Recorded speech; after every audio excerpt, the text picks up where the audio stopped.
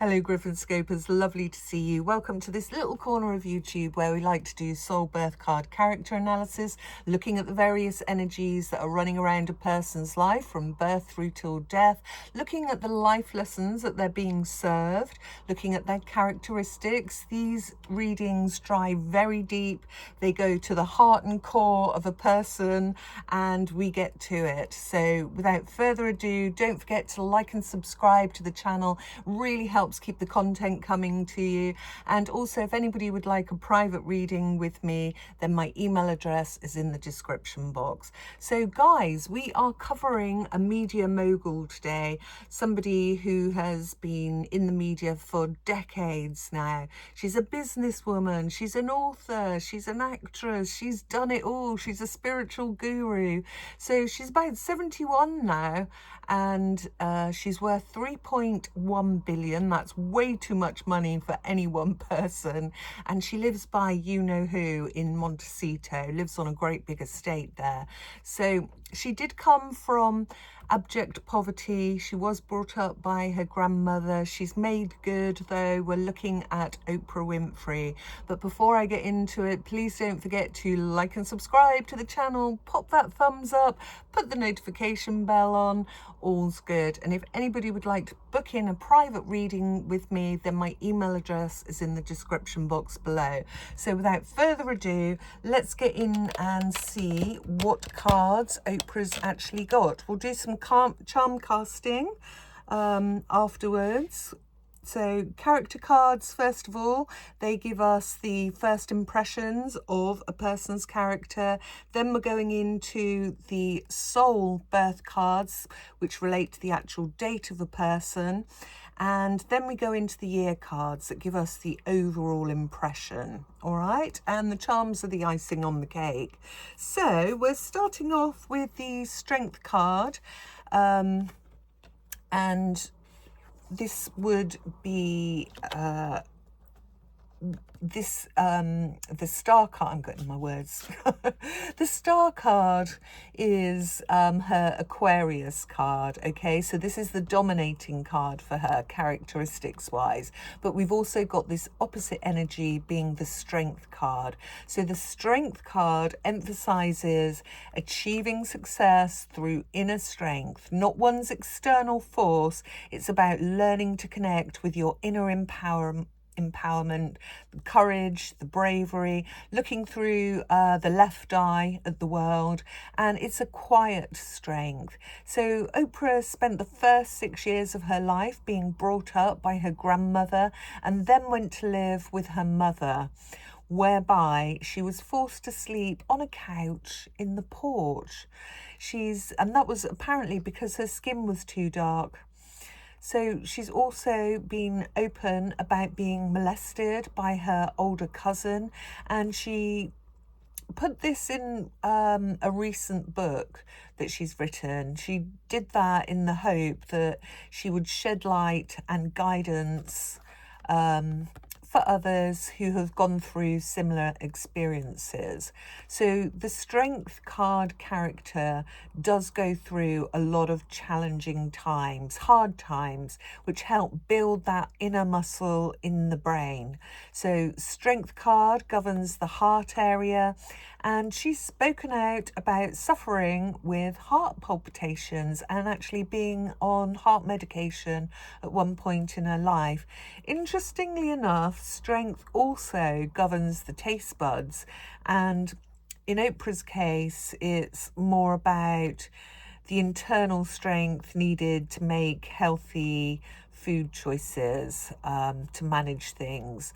So she had a lot of cravings around food. She's been a spokesman for Weight Watchers and all that calorie counting. Oh my God. It's like one of those cults, I think. Sorry, that's just my personal opinion, doesn't come into it. But the next minute she's endorsing diet gimmicks. Here's how to fix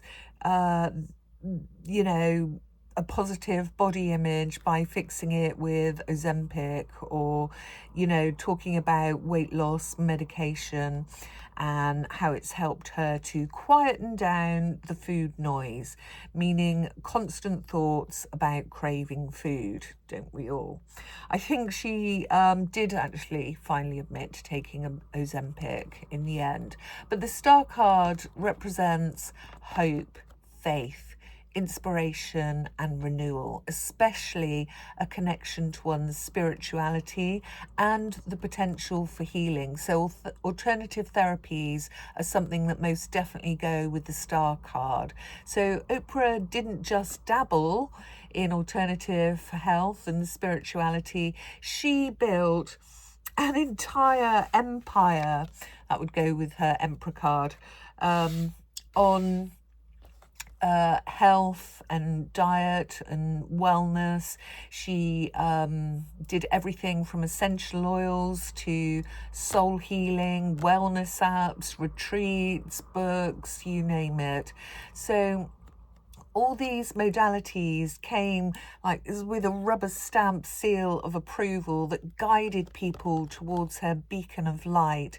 So the emperor serves as a reflection of rulership, and he's a symbolic archetype of authority, structure and governance, and these attributes have led her to be involved in things like politics, helping to steer presidential campaigns and endorsements of who to vote for.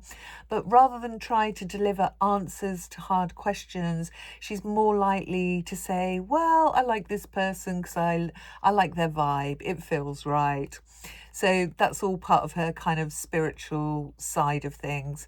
When criticism comes towards Oprah, she tends not to shout back.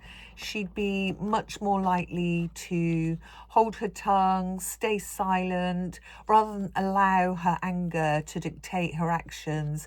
She kind of controls her initial emotional response from actually speaking. She's much more likely to deflect criticism with a smile and a spiritual catchphrase. I didn't much like her interview on the Harkles. I didn't feel like her interviewing skills really came to the fore. It was very soft, is what I would say about that. But anyway, so the death card comes into it and how she's been challenged there. So she gave birth to a baby son. He didn't live long, but the death did profoundly change her, and that had a long-term impact. So she was only 14, I believe, when she gave birth, and she actually went on to open her own school called the Oprah Winfrey Leadership Academy, and the academy was specifically for girls in Africa who have come from impoverished backgrounds, just like she did, just like her own background, but whom display those leadership qualities to make the world a better place. So just like that Emperor card, she's embodying it, but also handing over the reins to the next generation coming up. The academy was specifically for girls, and you know, those are the leadership qualities that we need, I guess, to support. She's had so many incarnations, hasn't she?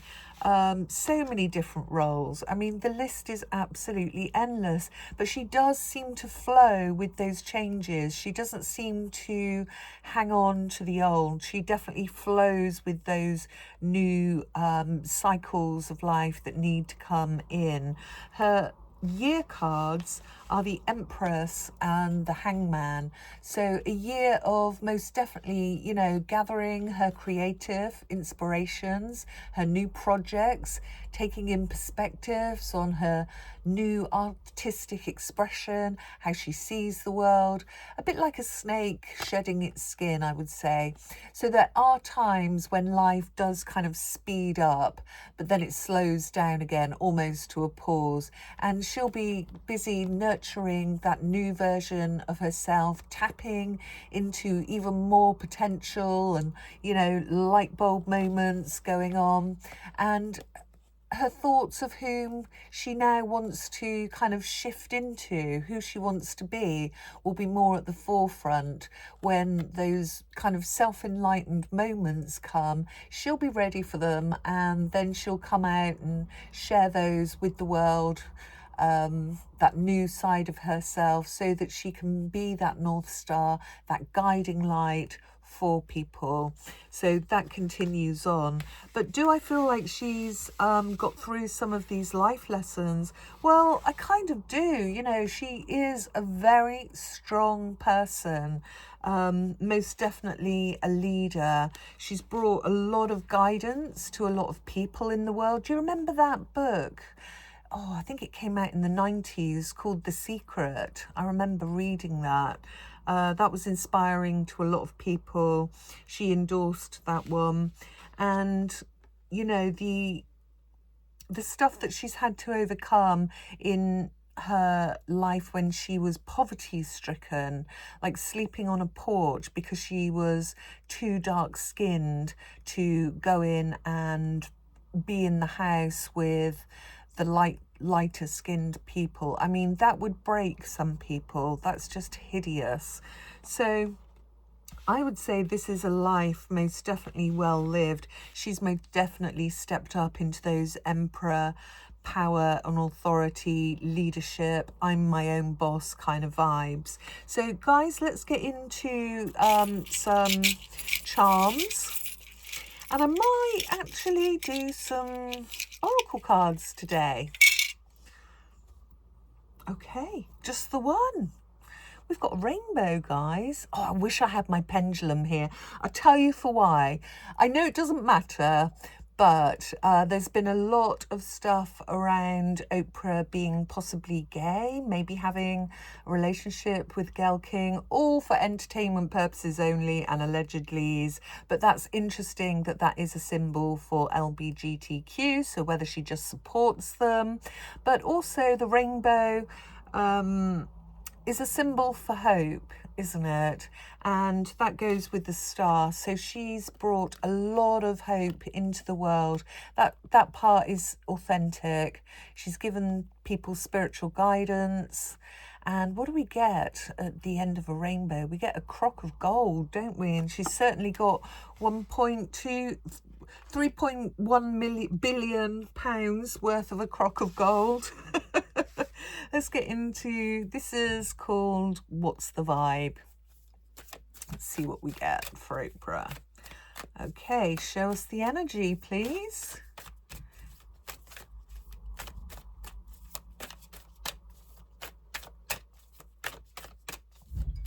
Let's get the feels going. That'll do. Wow, yeah. Nurturing, mentorship, wisdom and giving back. I love that. That's right on point. Beautiful. That's a nice way to end a reading, isn't it? Let's just have a look at the one underneath. Oh gosh, look at that.